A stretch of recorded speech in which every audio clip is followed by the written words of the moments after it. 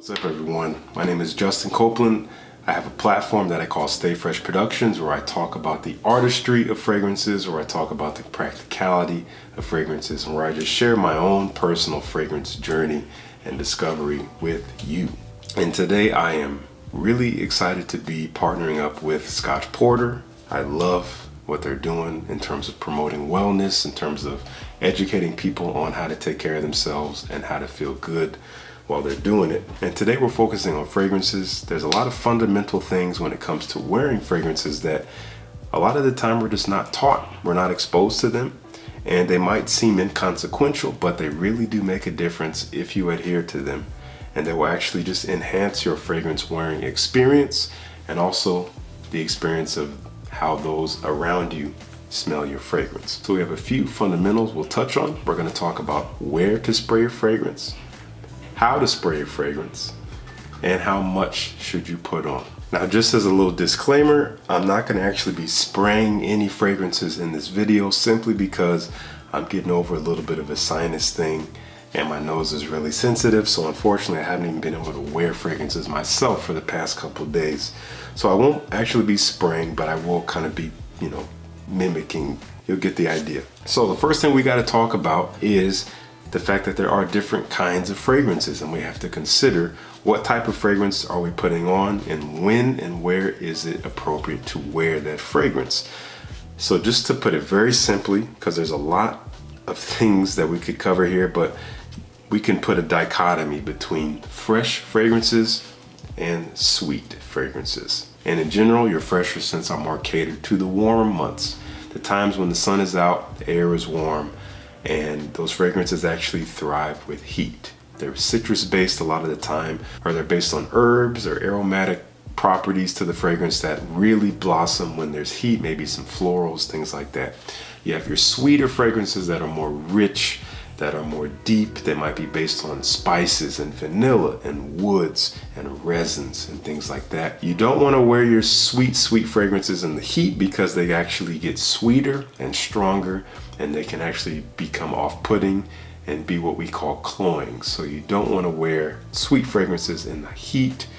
And you can wear fresh fragrances in the cold, but they just don't really blossom as much. They need that heat to really open up, so they won't really be smelled in the same way. So those are what we call scent profiles, and those are two very basic scent profiles. One other thing we need to keep in mind is the strength of the fragrance.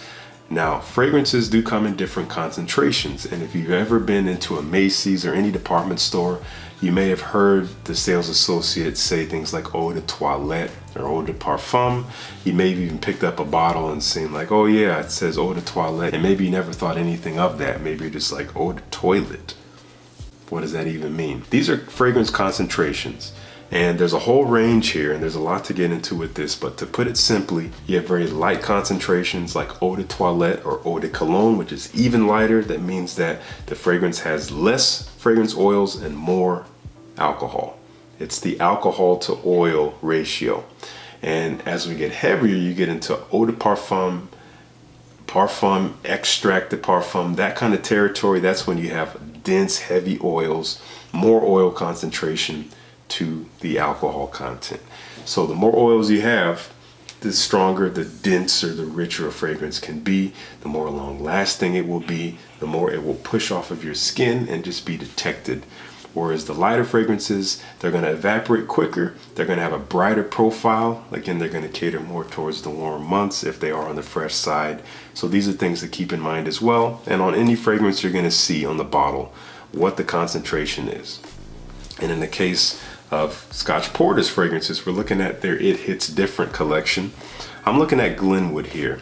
And on the bottom here, this is really convenient. They obviously have the name of the scent. They have the notes, the main notes in here. So fragrances do have certain natural ingredients that create the scent of the fragrance. In this case, we got smoky cedarwood, we got some sandalwood, and we have some leather.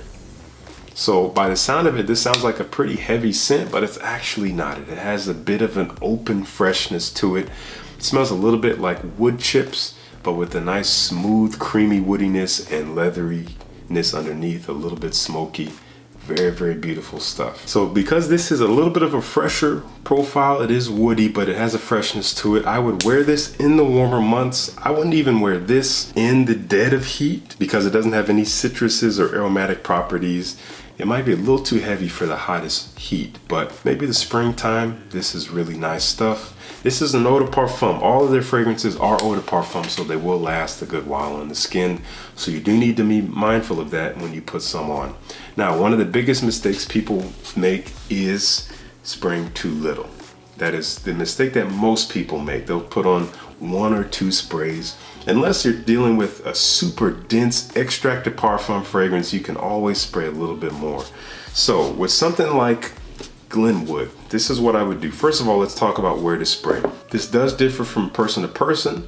There are different philosophies on it, but in general, people say spray your pulse points, which is like, the area behind your ears, base of the throat, your wrist, even behind your knees, things like that.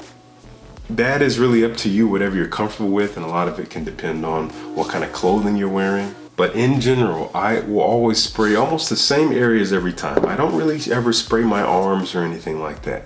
I always spray around the head or shoulders. I will always spray behind the ears, so we're talking about the neck area behind the ears. I'm not talking about literally behind your ear, but like kind of the sides of the back of your neck. This might seem heavy, but I'll do 1, 2, on the other side, 3, 4. Typically, I'll do 4 sprays. If I'm gonna be outside most of the day where the fragrance can really breathe, I'll put 1 more on the back of my neck, very back, which helps with the scent trail as I walk. That way I can still kind of detect my fragrance around me because it is kind of wafting around the front, but it's not coming up from the chest or the throat where I don't spray ever, where it'll just kind of overwhelm you and you might even just go nose blind to it. You won't smell it anymore. As fragrance lovers, we love to smell our scent all day long if we can. So I'll put it always around the back of the neck. If I'm wearing a collared shirt, especially if it's open, a little trick here, you can also spray the collarbones inside your collar. I might put 1 there, 1 there. So I'll put 4, and then I won't spray the back of my neck. I'll just put 2 more. So I got 6 total with a collared shirt, especially if it's a little warm. You have a nice little radiance coming from within your shirt. When people come near you to give you a hug, they really get a nice intimate whiff of your fragrance. It smells really great. And something about it being warmed up inside your shirt just makes it even more intimate if you're gonna be close to somebody like that. And again, this is something I would generally wear in the warmer months, Glenwood. Not in the dead of winter, you could get away with it.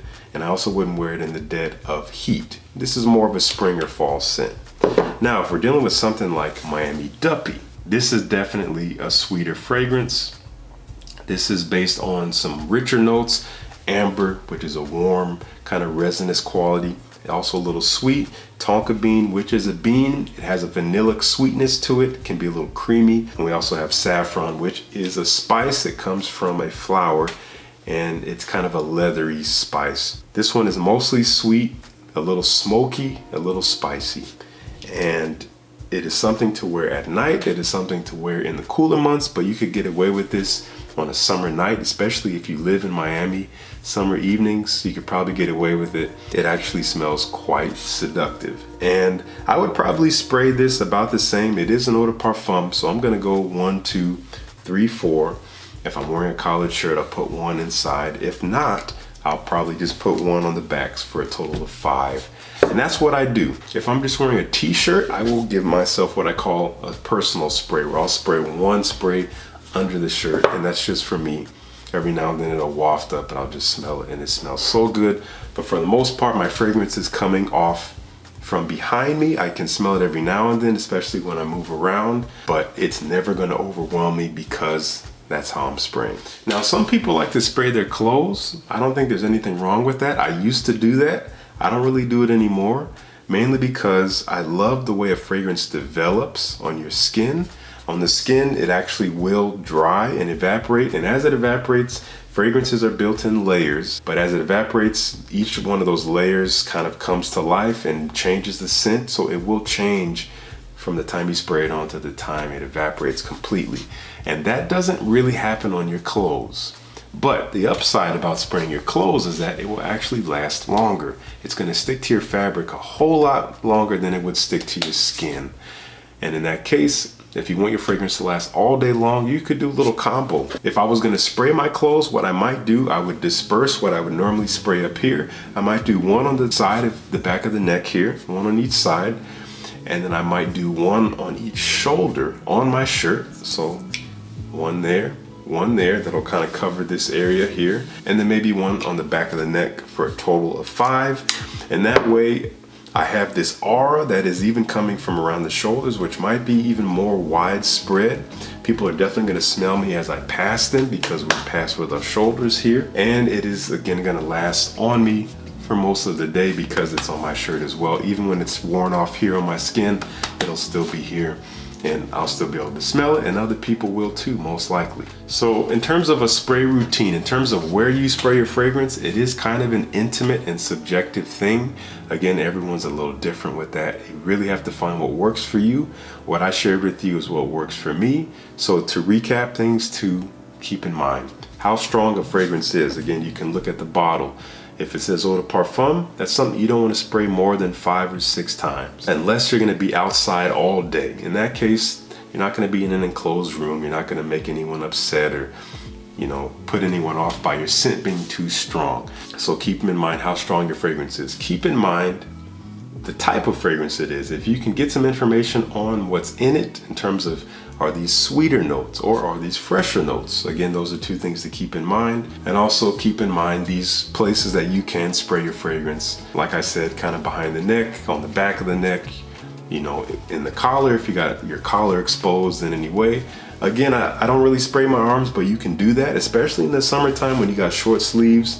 Nothing wrong with get some on your forearm. It just kind of enhances your bubble. If you just want to be a little bit more loud in your scent, that's a great way to do it. So that is really it. I hope these fundamental tips come in handy for you, give you some things to think about when you go to apply your fragrance.